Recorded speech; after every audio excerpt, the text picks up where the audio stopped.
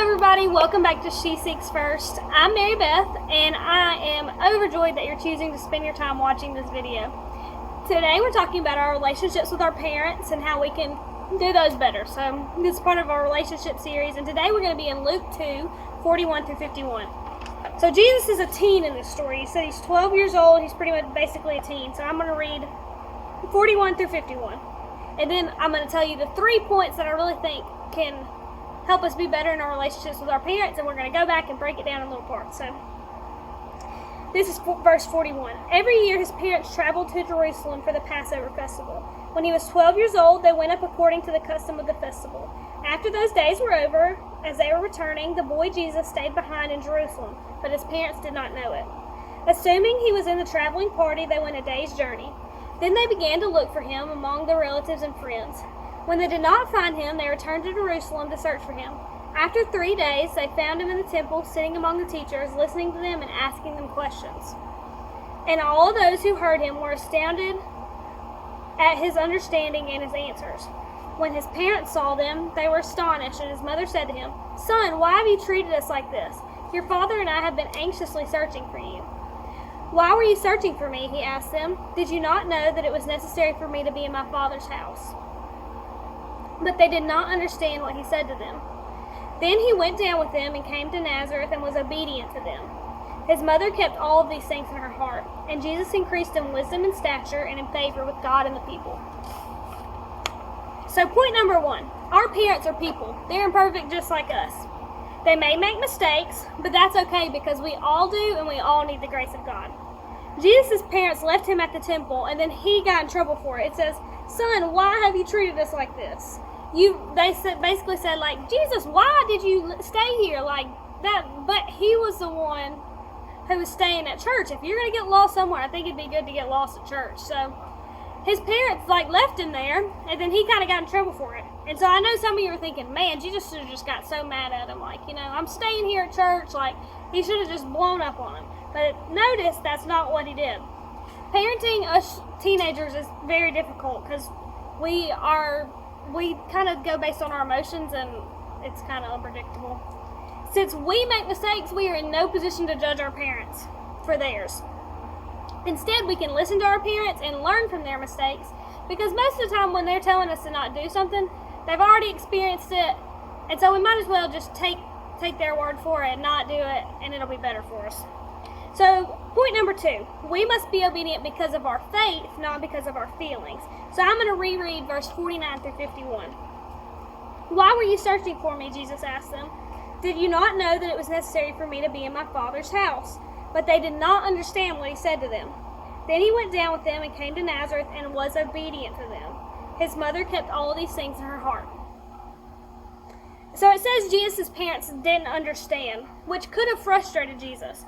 But in his faith, he knew that God said that he needed to obey his parents in the 10 Commandments.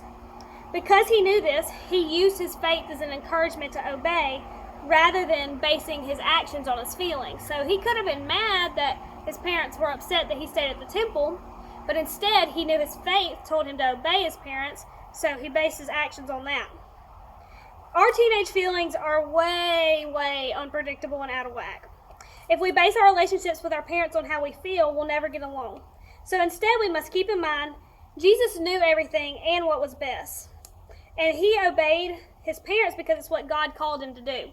So basically, Jesus knowing everything and knowing staying at the temple was good for him, and knowing his parents left him, when his parents got mad at him, he didn't say, "Hey, I'm Jesus, I know everything, this is what I need to do." Instead, he said, because he was feeling "Oh, I feel like you left me." But instead of using those feelings and retaliating, he instead says, "My faith in God tells me that I need to obey my parents." And so he used that as a motivation to obey so that there was no conflict. He simply just obeyed because that's what God told him to do. So I think a lot of times we tend to act immediately on our feelings. Instead, we need to sit back and say, what would God want me to do? If I need to admire my parents and I need to treat them the way the Bible asks me to. So let me take a minute, put my feelings aside, and say, my faith allows me to obey my parents the way I need to. Point number 3. Obedience to our parents brings wisdom and blessings. So verse 51 through 52 says, Then he went down with them and came to Nazareth and was obedient to them. His mother kept all of these things in her heart. And Jesus increased in wisdom and stature and in favor with God and the people. So Jesus' mother remembers his obedience, and I think ours do too. I know my mom doesn't forget anything. And in turn, it says that Jesus increased in wisdom and stature. Maybe if I wouldn't have been so bad as a child, I would be taller than 5 foot and no inches, but we'll never know. and then he also increases in favor with God. So Jesus got benefits to obeying. His mom was happy. God showed him favor. He was stronger. When we are obedient, God will bless us because it's what he's asked us to do. And when our ideas line up with his, he will bless us. Ultimately, our obedience to our parents and to God brings us blessings in everything.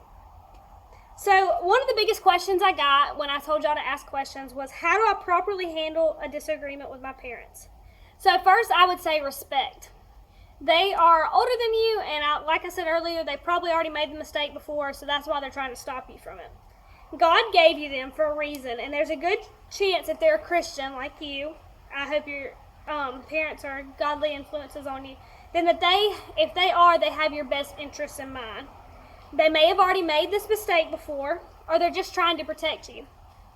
I know that can be really difficult, but try to remember to think before you speak, and keep in mind we're always called to obey them. Ultimately, even though Jesus knew he was right, Jesus is always right. It's Jesus. He knew he was right, but he also knew he's called to obey them.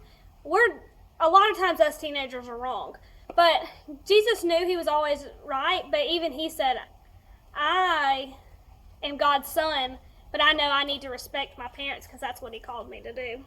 So just remember that, we're never too good to obey. I think you can explain how you feel in a civil fashion and then let them tell you their point without interrupting, because the chances are they just want what's best for you. Work things out and don't forget to apologize. Don't be afraid to be the first to apologize because, you're never too good to apologize.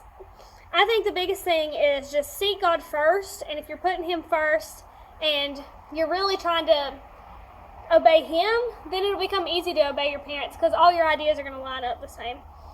I pray that you'll each just focus on him more, focus on really loving on your parents because we don't have them forever. So just really try to do your best to obey. Maybe do some extra little things to make them happy this week. I'll be back soon with another video. The next video is going to be on relationships like boyfriend and girlfriend. So hit us up with some questions you might have or what you want me to talk about. Thank y'all for watching.